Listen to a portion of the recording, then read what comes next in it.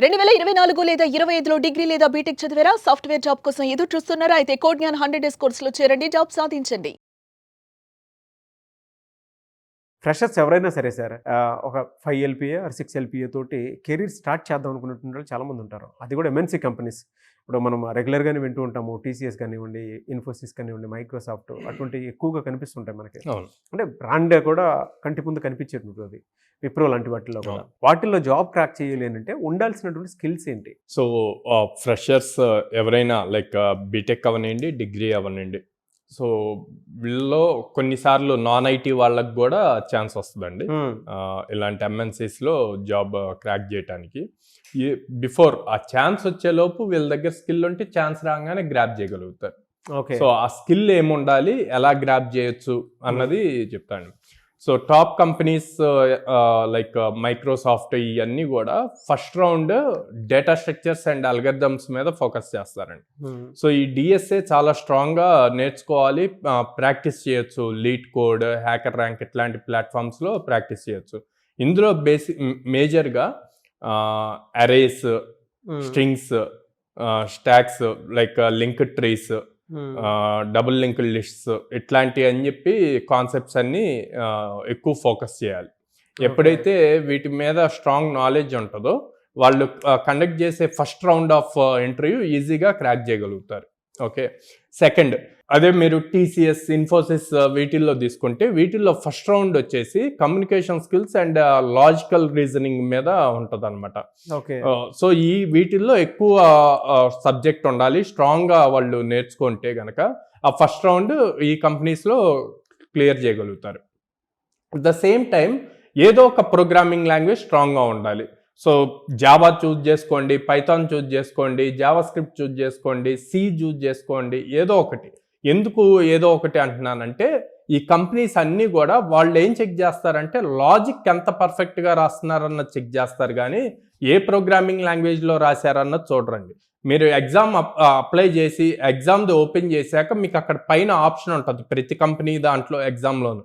ఏమని? Choose your programming language. మీ ఇష్టం, అక్కడ సి చూజ్ చేసుకోవచ్చు, పైథాన్ చూజ్ చేసుకోవచ్చు, జావా చూజ్ చేసుకోవచ్చు, ఇంకో ప్రోగ్రామింగ్ లాంగ్వేజ్ అని చూజ్ చేసుకోవచ్చు. క్వశ్చన్ మాత్రం ఆ చూజ్ చేసిన లాంగ్వేజ్లో సాల్వ్ చేయాలి. ఓకే.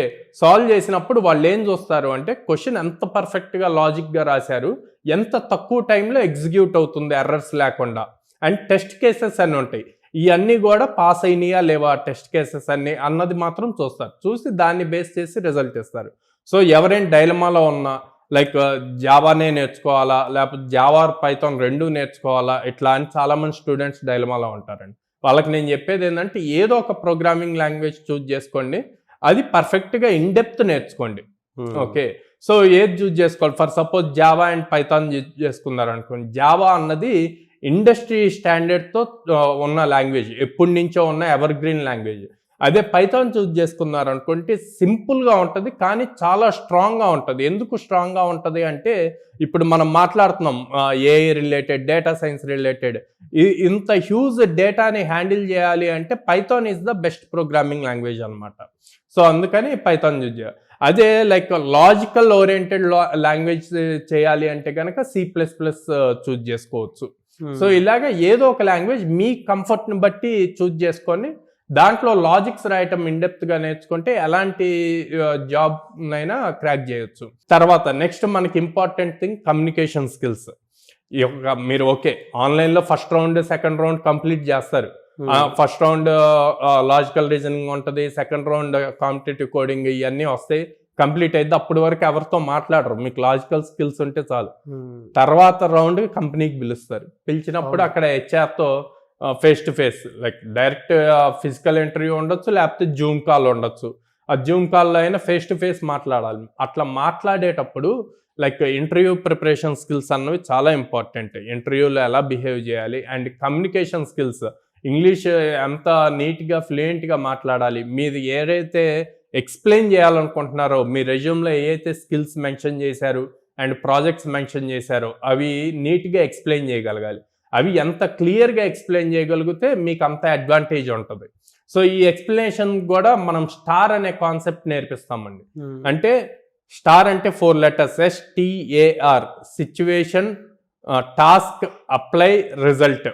ఓకే, సో ఏ సిచ్యువేషన్లో ఎలాంటి ప్రాజెక్ట్ తీసుకున్నాము, ఆ తీసుకున్న ప్రాజెక్ట్ రిలేటెడ్ ఎలాంటి టాస్క్స్లో మనం ఇండిపెండెంట్గా ఇన్డెప్త్ ఇన్వాల్వ్ అయ్యాము అండ్ దాన్ని ఎట్లా అప్లై చేసాం, అప్లై చేయటం వల్ల మనకు ఎలాంటి రిజల్ట్ వచ్చింది. సో ఇది ఇంత ఇన్ డీటెయిల్డ్గా మీ ఆ ప్రాజెక్ట్లో మీరు యూజ్ చేసిన స్కిల్స్ ఎక్స్ప్లెయిన్ చేస్తే ఇంటర్వ్యూర్ దగ్గర నుంచి రిటర్న్ క్వశ్చన్స్ అన్నవి తగ్గుతాయి అండ్ ఇంటర్వ్యూర్ ఇంప్రెస్ అవుతాడు. సో ఈ ఫార్మెట్లో స్టూడెంట్స్ని ట్రైన్ చేస్తాం. సో ఇవన్నీ లైక్ నేను చెప్పినట్టు డిఎస్ఏ కంపల్సరీగా మీరు 5 LPA అడిగారు, 5 LPA అండ్ అబోవ్ ప్యాకేజెస్ అన్నిటికి కూడా డిఎస్ఏ మ్యాండేటరీ. సో డిఎస్ఏలో ఇన్డెప్త్ డిఎస్ఏ, అడ్వాన్స్డ్ డిఎస్ఏలో అవసరం లేదండి. Basic arrays, stack, queue, linked lists ఇవి ప్రాపర్గా నేర్చుకుంటే చాలు. Logical programming and then communication skills, ఏదో ఒక ప్రోగ్రామింగ్ లాంగ్వేజ్ ఇన్డెప్త్ నాలెడ్జ్ నేర్చుకుంటే సరిపోతుంది. థ్యాంక్ యూ అండి. Thank you so much Sairam గారు. థ్యాంక్ యూ అండి.